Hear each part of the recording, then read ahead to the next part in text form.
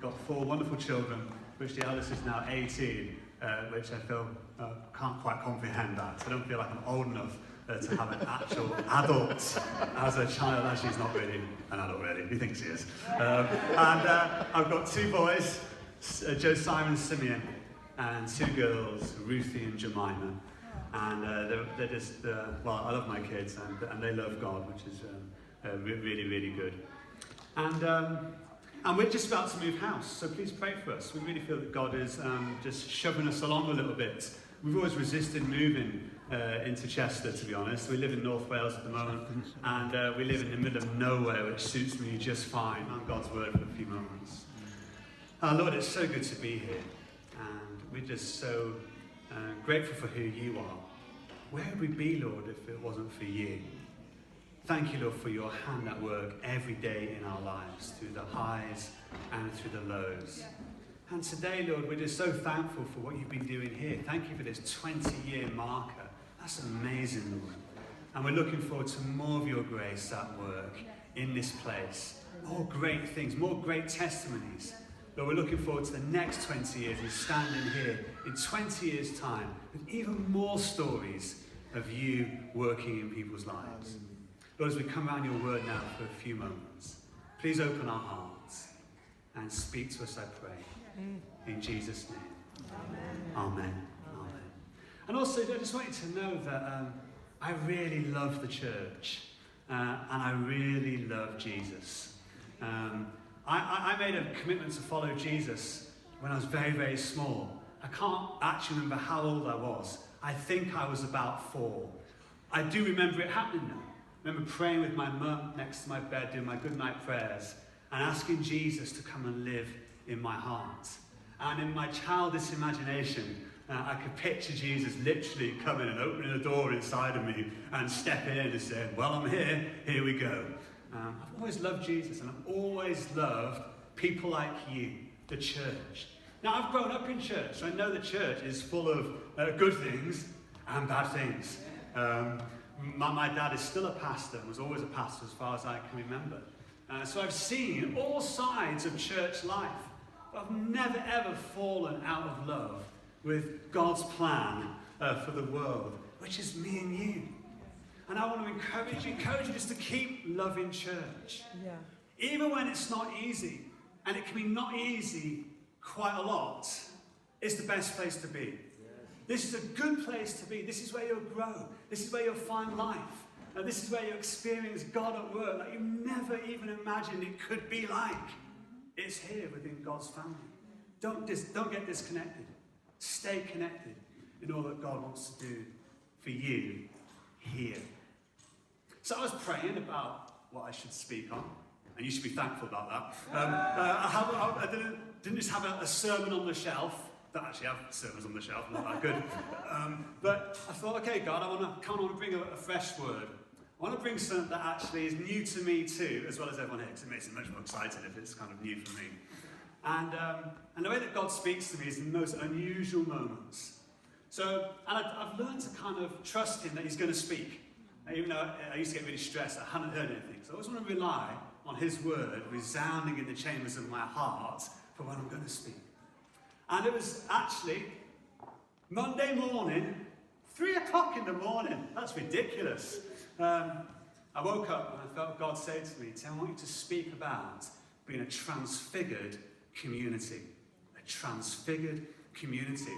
And I thought, never even heard of that. Is that even a thing? I've heard of the transfiguration. A transfigured community. I really felt impressed on my heart. I want you to go and encourage the Temple of Praise to be a transfigured community, that they might bring about transformation in their community. I thought, this is good. So I kind of nudged my wife and said, Emily, what do you think of this? I think I've got to speak on being a transfigured community. She said, go back to sleep. I was like, no, I'm serious. She goes, I don't think you can preach on that. She said, that's not a thing. I thought, oh, thanks. Thanks for the encouragement. But actually, I reckon it is a thing. So I've started reading this week about the Transfiguration. And I want to really know, what does that mean for me? And what does it mean for you here and now? So I'm going to read the story to you if that's okay. It's actually, the story's 3 times in the Bible. Matthew 17, Mark 9 and Luke 9. And actually, we could perhaps suggest that the Apostle John talks about it in John chapter 1. And the Apostle Peter also talks about it in one of his letters. But the story I want to read is from Matthew chapter 17.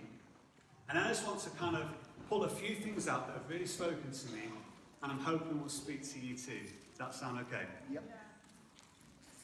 Great, so here we go. And I'm going to read from a few verses before, in chapter 16, verse 24, because I just think it's important to get the context of where this is coming from.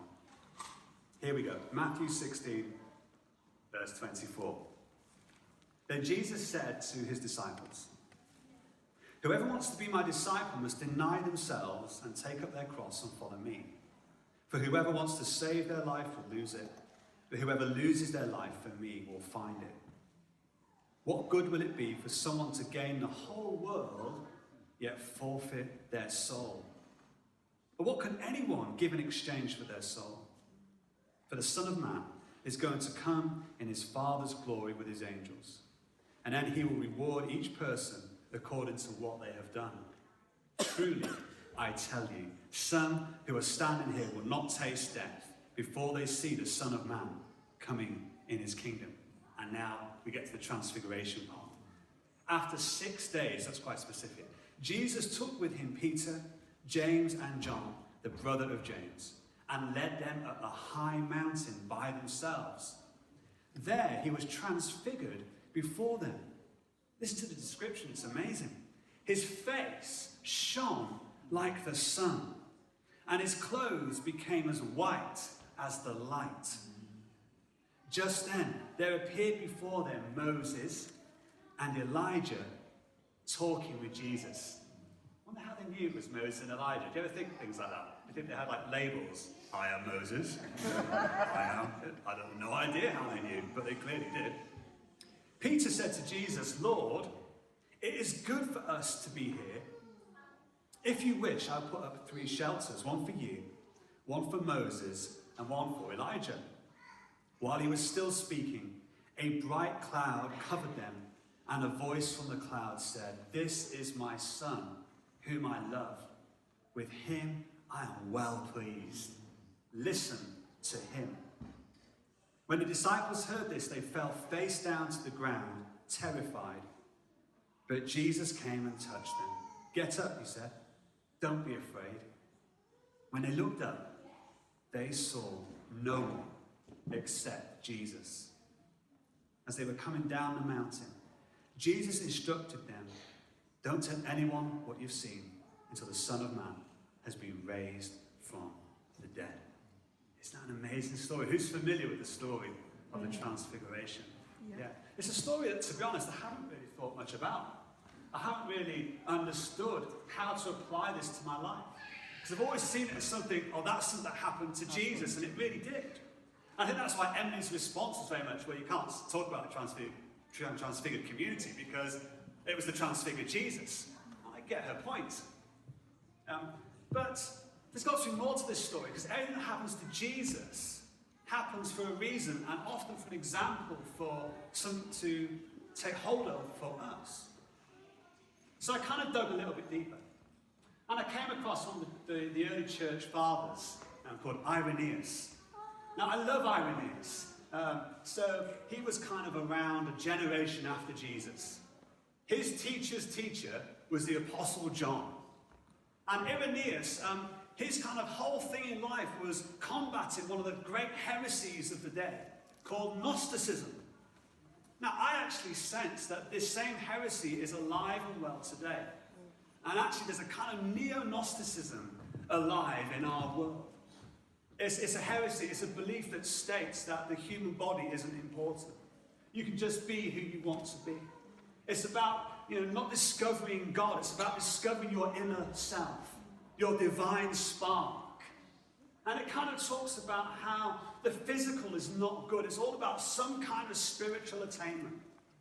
And actually we see this wave of belief, neo-Gnosticism, at work since the Enlightenment, actually, when faith became a private thing. It wasn't about the body of Christ, the church. It was about me and discovering this great deity, and that might actually even be me. And Irenaeus is combating that heresy, and I think that's really important. I think we should perhaps read some more of his work, actually. And here's the thing that really did it for him. It was the story of the Transfiguration. Now, he believed that Jesus, like we do, was fully human and fully God. We believe that. But often we come at it from different starting points. Okay, you ready for some theological words here? There's the word called Christology. That is the study of Jesus, if you like. Now, there's this thing called low Christology, and there's a thing called high Christology. One of them's not better than the other. One's not worse. It's not about a moral difference. It's about your starting point of viewing the life of Jesus. If you have a low Christology starting point, it means you start from the position that Jesus was fully human. And that's legitimate.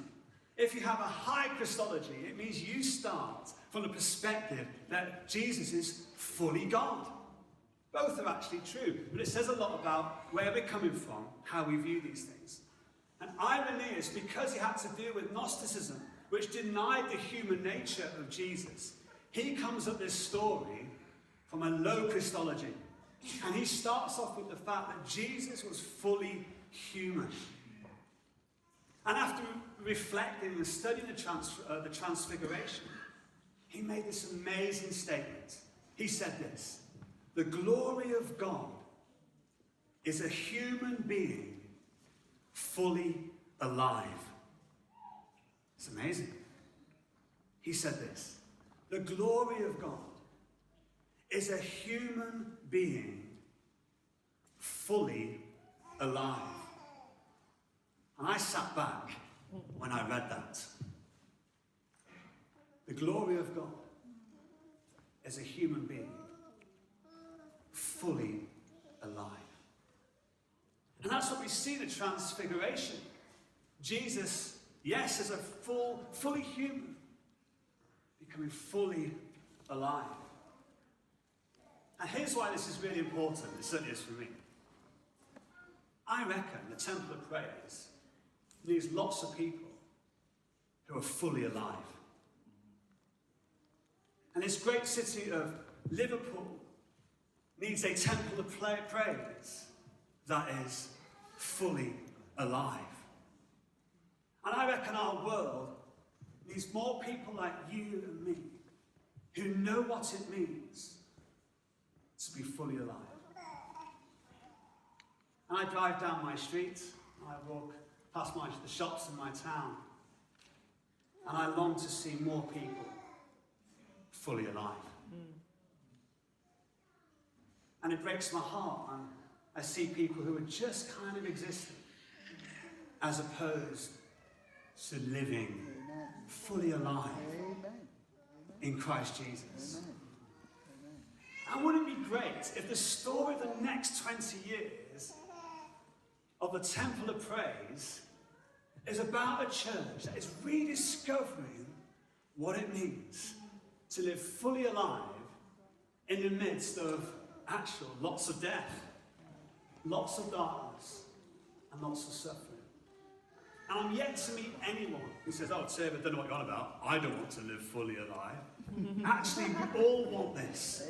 We all want to take hold of life with both hands and squeeze it and live it and share this life that Jesus has given to us with the world around us. So here's 4 things out of this story that I think help us become people more fully alive. The first thing is, in the Transfiguration, we actually see God in the life of Jesus shining out of his face. It says his face was like the sun. It's quite funny, actually, how the different writers of the Gospels described how he looked. I reckon Mark had the least imagination. Because Mark said, and his clothes were like they'd been bleached. Well done, Mark. Not very poetic. At least Matthew was like, his clothes were like the light, they were so white. But in this moment, we see Jesus, fully God actually, reconciled to God. And here's my first point. To become fully alive, we must be reconciled to God. And we are reconciled to God through Jesus Christ. That's the story of 2 Corinthians chapter 5. Be reconciled to God. Now this is actually really important for our day and age, because I keep meeting lots of people who have reconciled themselves to themselves. You know, they're kind of, oh, well, this is me. And then you hear a lot, just be yourself. Well, I kind of get that. I know what's trying to be, but actually, I don't want to be myself, kind of. I want to be the kind of self that Jesus called me to be. I want to be me, reconciled to who God says I should be. Doing the things that God says I should be doing. I need to be reconciled to God. It's like in the orchestra, when we all tune to either the tuning fork or the oboe. Everyone gets reconciled to that sound. That's right. And then, not only are they reconciled to the sound, the pure sound, they're actually also reconciled to each other. And the only way we'll see reconciliation in our world is when we reconcile ourselves to God. And the only time we make sense of the world is when we are reconciled to God. This has really helped me a lot, especially as a pastor. When I meet lots of people who keep trying to get me to help them reconcile themselves to themselves, or reconcile themselves to, I don't know, someone else's idea of who they should be, or some other kind of perspective on what truth might be. I just keep saying, well, it's not easy, but the way to win here is to reconcile ourselves to God, who He says we should be. And in the story, it even tells us how to do that. The voice from heaven says, listen to Him. Reconciliation with God, the key is always listen to Jesus. Every single time. And I want to challenge you. How well are you listening? How well are you seeking to make sure your life is resonating with His sound? Are you reconciled to God? And it's through His word. His word is true, by the way. I'm sure you know that. I think we have to keep checking ourselves, because there's so much trying to influence us and tell us actually it's not true. Or it can be, interpreted in so many zillions of ways. Actually, you can reconcile yourself to God through His word. Okay, the second thing is, so we've got to be reconciled to God. Secondly, they ascended a mountain to experience this. Now this, for me, speaks of hard work. In case you haven't kind of picked up on this, but the life of faith is hard work. And actually, we should be prepared for more of a mountain climb when it comes to getting to grips with living fully alive. There are things that will happen that will make you think, really? I thought I had faith in this. Or something will happen to you that makes you doubt your faith or question things. But actually, this is always going to be an upward journey. It's always going to take effort. I don't know when the last time you climbed a mountain is. I haven't seen many around here. I love mountaineering. It's one of my hobbies, climbing and mountaineering. And actually, if you were to Google my name and look for a picture, you'll see me looking dead in a hospital. Because I had... It's quite funny, actually. Because I actually had a really, really bad accident, basically. I can't even remember it. But I fell off a cliff and got airlifted into hospital. And my wife prayed a lot that I wouldn't die. But anyway, I still like mountaineering. Let's not go too sidetracked here, everyone. But 2 years ago, I went climbing in the Alps. And I've never been climbing in the Alps before. But those mountains are really big. They're bigger than anything in Snowdonia, which you go up and down and do 10 in a day. And the thing that struck me about climbing in the Alps, this kind of mountain ascent, was you get so high, 4,000 meters, and it starts getting really hard to breathe. And you have to go really slow to achieve any height. I'd be looking at a slope that back home in Snowdonia, I know I could nail it in 5 minutes. But in the Alps, it would take at least half an hour. One step at a time, not being able to breathe well. My friend who was with me was like puking up because of the change in the atmosphere, and had a massive headache. And I think, wow. And sometimes becoming fully alive means we have to be here for the long slog of the ascent. I spoke with a lovely lady in our church last week. Her name is Margaret. I love Margaret. I think Margaret's, she must be, I'm not so sure.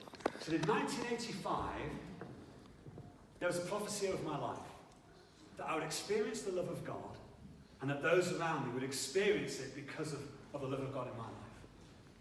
She said, Tim, over these past, 25 years or so, she said, I've never ever experienced the love of God, but I've seen God at work through me. So I've kind of seen the love of God at work, but never known it for myself. She said, but God spoke to me in 1985 saying I would. And she said, Tim, 2 weeks ago, when I was in church, she said, it's like a light bulb came on. And he said, I just sensed and felt the love of God in my life. And I thought, that's amazing. And I'll tell you why it's amazing. Because it had taken 95, 35, 33 years. And I'm so glad that she views faith and becoming fully alive like a mountain walk. That she's in it for the long run. And actually, the walk of faith is always a long journey. I don't ever preach on the subtleties of God anymore because I think it gives us the wrong impression. It's more of a long ascent of a mountain. It's more of a lengthy journey that could take 30 odd years. But that's how God works. And it's especially how he works in our culture, which wants everything happening now. We're called to be cultural dissidents, aren't we? We're called to be countercultural. So rather than expecting everything now like our culture always wants, where's the determination for the relentless walk of faith?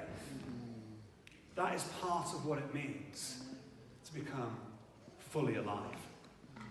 Okay, how am I doing? Quick look at the time. Whew, got to pull it together because I've got 2 more to go. Okay, third one is, I'm confused. First one, be reconciled to God. Second one, ascend the mountain. Thirdly, descend the mountain. I'll tell you this counter, just make it really confusing now. Well, they didn't stay on the mountain. If ever you've heard a preach on the Transfiguration, you will have heard it kind of around this sort of scenario. That we're not meant to stay up in that place. And there's some truth in that. We have to realise that God works in the valleys. And it's about us getting stuck in with humanity. Walking the pathway that other people are walking. Experiencing life like it's meant to be experienced with others. Are you prepared, if you like, to get your hands dirty, to get your feet dirty, to, like it says before the story, take up your cross? This whole walk of faith thing might not be as easy as we sometimes make out, especially us pastors. Are you prepared for the long walk of walking with others? And that always takes time. And there's lots of symbolism in the story. There was Elijah and Moses, and generally it's right in saying it was because Jesus came and he eclipsed the law and the prophets. But the other interpretation I think we can take from this is we know that Elijah never died, that Moses did. And Jesus became the one that bridged the gap between death and life. And living life fully alive is about me and you also extending hope where there's death. To being the people that extend the story of salvation. Saying we are here too, we're going to walk the valley and say that we're here to help people bridge the distance between life and death. We get so comfortable in our Christian faith, don't we? Well, I do.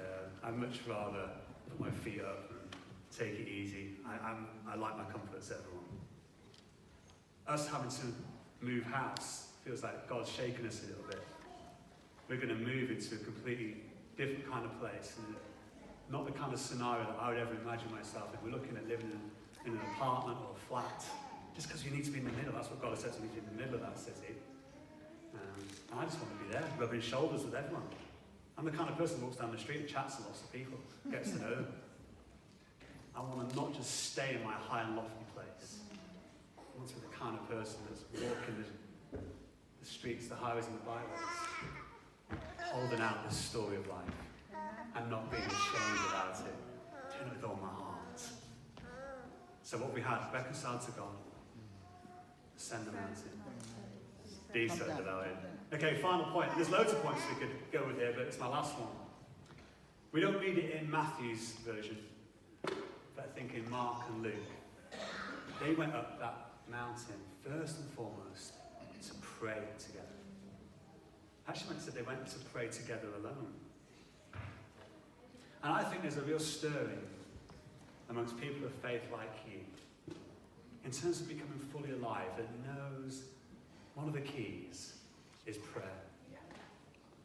I think it's time to rediscover what it means to live lives of prayer. It was in that place of prayer that they saw this amazing transfiguration take place. And I think if we as a church are going to be changed, it's going to be done out of the place of prayer. And I think we should grab it with both hands and do it. I don't know about you, and I'm kind of finishing off now. I sense a great responsibility to do the best I can for Jesus in the time I've got. Yeah. I'm sure you do too. Yeah. I don't want to see him face to face when I stand in glory and have to make excuses and kind of, oh, well, yeah, I didn't do that because, or I didn't give my whole life for this area because of that. And I've got a feeling that's all going to not sound too great at the pearly gates. I want to do everything I can to serve him. And here's why. Because like you, I've got relatives that don't know Jesus yet. My grandma and granddad still don't know him. I don't know how that's impossible in our family. They're in their 90s now. I've got great friends. Don't know Jesus yet.